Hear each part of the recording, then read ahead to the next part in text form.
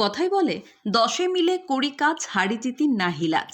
সেই কথাই বাস্তবে করে দেখালেন শান্তিপুরের মানুষজন এবং মাতালগড় সংলগ্ন সর্বনদী পাড়া লোকনাথ মন্দিরের সামনে মৃৎশিল্পী কারখানার শিল্পীরা।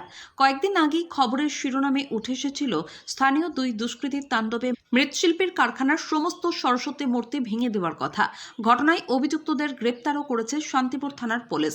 তবে ক্ষতি যা হওয়ার হয়ে গিয়েছিল মৃৎশিল্পীর, তার কারণ সামনেই সরস্বতী পুজো।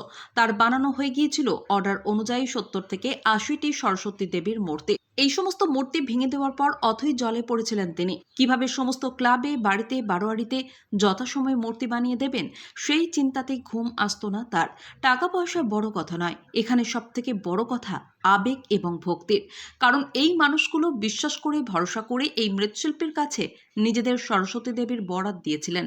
তারা যত সময় ঠাকুর না পেলে পুজো করতে পারবেন না, এই কথা ভেবেই সিঁদুরে মেঘ দেখছিলেন তিনি। তবে তার পাশে এসে দাঁড়িয়েছিলেন পাড়া প্রতিবেশী, স্থানীয় ক্লাবের তরুণ প্রজন্মরা এবং এর পাশাপাশি তার কাছে বরাত দেওয়া হয় বেশ কিছু পুজো উদ্যোক্তাদের তরফে।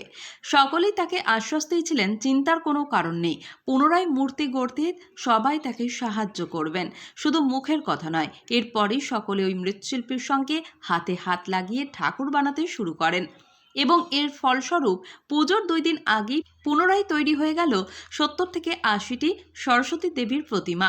এবং আজ সেই প্রতিমার মধ্যেই সবথেকে উচ্চতর শান্তিপুর সূত্রাগড় বঙ্গপাড়ার 14 ফুটের প্রতিমা তারা বানিয়ে নিয়ে গেলেন।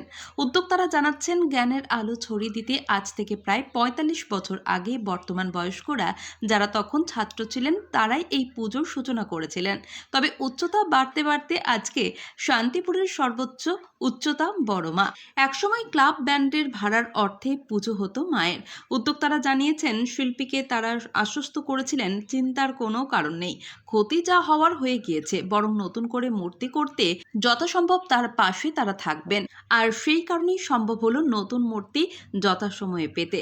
শিল্পী জানান, এবছর তিনি নিজে এবং তার 10 জন কারিগর নিয়ে এবং তার পাশাপাশি পাড়া প্রতিবেশী এবং পুজো উদ্যোক্তাদের বেশ কিছু সহযোগিতায় তিনি তার জীবনে আসা সংকট কাটিয়ে উঠতে পেরেছেন। প্রায় একই সময় গেলেন পীরের হাট বারোয়ারির সরস্বতী মা। তাদের পুজো প্রায় 40তম বছরে পদার্পণ করেছে। জগদ্ধাত্রী মায়ের রূপেই পূজিতা হন সরস্বতী। সে কারণেই তিনি ধন্যবাদ এবং কৃতজ্ঞ সকলের কাছে। সৈয়দ আবু জাফরের রিপোর্ট, MBS নিউজ। সমস্যাটা হয়েছিল, যেটা একটা অ্যাক্সিডেন্ট ঘটে গেছিল, যেভাবেই হোক, যার ইয়েতেই হোক, কিন্তু সে ঘটেই যাক আর ঘটানোই হোক, যেভাবেই হোক একটা কিছু হয়েছিল। কিন্তু আমি যে দুর্দিনের মধ্যে পড়ে গেছিলাম, আমি যেটা ভেবেছিলাম যে আমার পক্ষে হয়তো এই কাজ করা হয়তো আর সম্ভব হবে না, তা না দেখলাম আমি মোটামুটি আমার এই যারা কর্মচারী, যারা আমার লেবার ছিল, এদের স্বতঃস্ফূর্ততাই আর এক্সট্রা কিছু লেবার আমাকে নিয়োগ করতে হয়েছে। মানে এই অতিরিক্ত অর্থটা আপনার ফালতু গেল, অতিরিক্ত অর্থ আমার এইভাবে ব্যয় হয়ে গেল। এবং যে আমি যে আশা করে কর্মটা শুরু করেছিলাম, কাজটা শুরু করেছিলাম, যে আমি 2 পয়সা রোজগার করব বলে, সেটা তো হলোই না, উল্টে আমার কিছু লস হয়ে গেল। আমাকে কেউ ক্ষতিপূরণ বাবদ আমাকে কেউ সাহায্য, হেল্প কিছু করে। কিন্তু খুব মানে ঈশ্বরের কাছে প্রার্থনা করেছিলাম যে আমাকে এর থেকে আমাকে রক্ষা করুন। যে আমি যেভাবে মানুষের দায়িত্ব নিয়েছিলাম, মানুষের কাছ থেকে কথা দিয়েছিলাম আমি কাজ করে দেবো, আমি তাদের কাছ থেকে বায়না নিয়েছিলাম, অর্ডার নিয়েছিলাম, সেই কাজগুলো আমাকে ঈশ্বরের প্রার্থনা, আমার প্রার্থনাটা ঈশ্বর শুনেছিল, যার ফলে আমি এই কাজগুলো। আজকে কি প্রথম যাচ্ছে? আজকে প্রথম যাচ্ছে। কোথায়? এটা আগামী দিন যাওয়ার কথা ছিল। 12-13 ফুট হাইট আছে। মানে এটাই আপনার কারখানার তো সবচেয়ে সর্বোচ্চ? এইটা আছে, এটা আর একটা হচ্ছে পাশে স্ট্যান্ড করার একটা আছে, সূত্রাগার স্ট্যান্ড। সেটা নিতে আসবে কবে? ওটা নিতে আসবে সম্ভবত আগামী দিন। আচ্ছা, আপনার নাম? আমার নাম জয়ন্ত দাস, পিন্টু।